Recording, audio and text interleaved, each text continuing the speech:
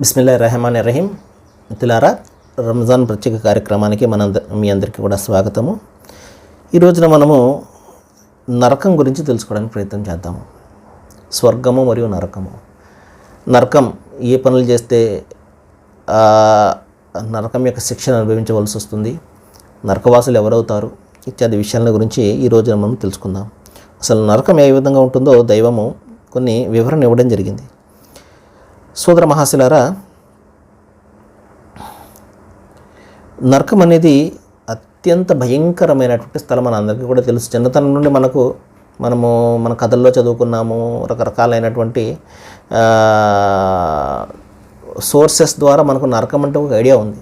అది చెడ్డవాళ్ళు ఉండే స్థలం అని, అక్కడ భయంకరమైనటువంటి శిక్షలు ఉంటాయని, రకరకాలైనటువంటి విషయాలు అక్కడ ఉంటాయని చెప్పేసి మన అందరికీ కూడా తెలుసు.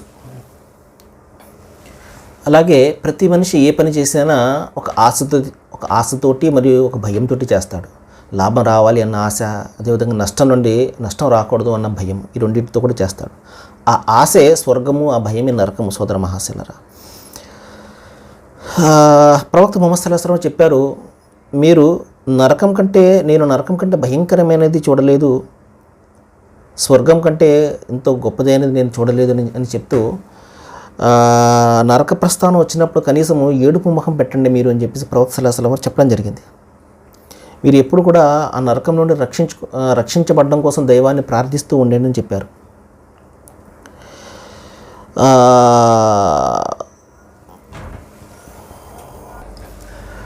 నరకం యొక్క వివరణ గురించి ఖురాన్లో ఈ విధంగా ఉంది.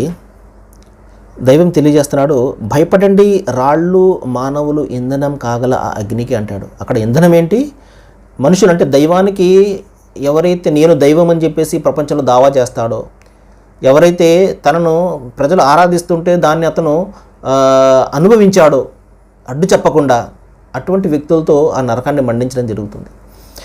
ఇంకా చెప్పడం జరిగింది, అక్కడ ఒక చర్మం కాలిపోయినప్పుడు దాని స్థానంలో మరొక చర్మాన్ని నేను సృష్టిస్తాను, తద్వారా మీరు శిక్షను బాగా అనుభవించడం కోసము అని చెప్పడం జరిగింది. వారి శరీర చర్మం కాలిపోయినప్పుడల్లా దాని స్థానంలో మరొక చర్మాన్ని సృష్టిస్తాను, అప్పుడు వారు శిక్షను బాగా రుచి చూడడం కోసము అని చెప్పడం జరిగింది. ఇంకా ప్రతి వర్గము కూడా అది పూర్వపు వర్గాన్ని శపిస్తూ ఉంటుంది.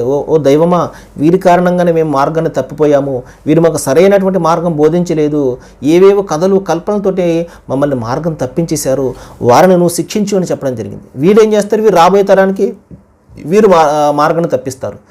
దైవం అదే చెప్తాడు, ప్రతి ఒక్కరు కూడా రెండే శిక్షలు అనుభవిస్తారు. ఒకటి స్వయంగా మార్గం తప్పడం, మరొకరిని మార్గం తప్పించడం. ఈ రెండు శిక్షలు మీరు అనుభవిస్తారు, జాగ్రత్త అని చెప్పడం జరిగింది. సోదర మహాశయ, మన బొందులో ప్రాణం ఉన్నంత వరకు అవకాశం ఇస్తాడు దైవం. రకరకాల మార్గాల ద్వారా ఆయన మనకు తెలియచెప్పి ప్రయత్నం చేస్తాడు. ప్రవక్తలు, గ్రంథాలు వాళ్ళు ఇప్పుడు లేరు కాబట్టి నాలాంటి వాళ్ళు కొంతమంది ద్వారా విషయం ఏంటో మీ వద్దకు చేరవేస్తాడు. ఇక అనుసరించకపోవడం అనేది మన చేతుల్లో ఉంటుంది. ఇంకా తెలియజేశాడు, సలసల కాగే నీరు అక్కడ ఇవ్వడం జరుగుతుంది. దాంతో అతను ఆ దాహాన్ని తట్టుకోలేక సలసల కాగే నీరే తాగడానికి ప్రయత్నం చేస్తాడు. దానితో అతని లోపలి చర్మ భాగాలు సైతం కరిగిపోతాయి అని చెప్పడం జరిగింది. పోనీ చావు వస్తుందా అంటే లా యమూతు వలా యహ్యా, మరణము లేదు, జీవము లేదు. అక్కడ చచ్చిపోతే బాగుండును, ఇక్కడ ప్రపంచంలో కష్టాలను చూసి చచ్చిపోతే బాగుండును అనిపిస్తుంది కదండి. కానీ పరలోకంలో చావు అనేది రాదే, అలాగుంటుంది అక్కడ. సోదర మహాశిలారా, సోదరిమణులారా, ఇంకా వారి మెడలో కంటపట్టికలు ఉంటాయి. వాటితో వారు కలకాలం, చూడండి, మనకు బరువు ఏదైనా తగిలించారనుకోండి, మనకి ఎంత కష్టంగా ఉంటుంది. ఫోనే కొంచెం బరువు అయితే దాన్ని మనం తేలిక ఫోన్ కొనడానికి మనం ప్రయత్నం చేస్తామే, అలాంటిది మెడలో పెద్ద గుదిబండలు పెట్టేసినప్పుడు మన పరిస్థితి ఏ విధంగా ఉంటుంది ఒకసారి ఆలోచన చేయండి. సోదర మహాశిలారా, ఇంకా చెప్పాలంటే చాలా రకాలైనటువంటి శిక్షలు ఇందులో ఉన్నాయి. ఇవన్నీ మనకు కావాలంటే దివ్య ఖురాన్ ఒకసారి మనం చదివినట్లయితే చాలా సందర్భాల్లో దీని గురించి చెప్పడం జరిగింది. అయితే ఈ దురదృష్టవంతులు ఎవరు అన్న దాని గురించి ఒకటి చెప్పి నేను ముగించేస్తాను. దైవం తెలియజేస్తున్నాడు, అది సత్య తిరస్కారుల కోసం తయారు చేయబడింది అని చెప్పడం జరిగింది. ఇద్దత్ లిల్ కాఫిరీన్, ఎవరైతే దైవాన్ని తిరస్కరిస్తారో, దైవం లేడు అంటారో, లేకపోతే దైవంతో పాటు ఇతరులను కూడా సాటి కల్పిస్తాడో, దైవాలు అనేక మంది అని చెప్పేసి ఎవరైతే భావిస్తాడో, ఇంకా ప్రపంచంలో రకరకాల చెడు పనులు ఎవరైతే చేస్తారో వారందరికీ కూడా అది అని చెప్పడం జరిగింది.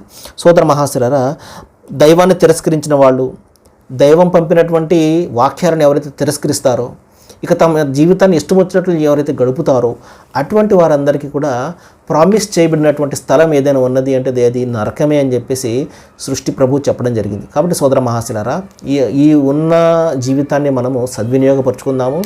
సక్రమమైనటువంటి రీతిలో మనం దీన్ని నడుపుకొని ప్రయోజనాన్ని పొందడానికి, జీవితంతో ప్రయోజనాన్ని పొందడానికి మనం ప్రయత్నం చేద్దాము. సర్వేజన సుఖనో భవంతు. Thank you.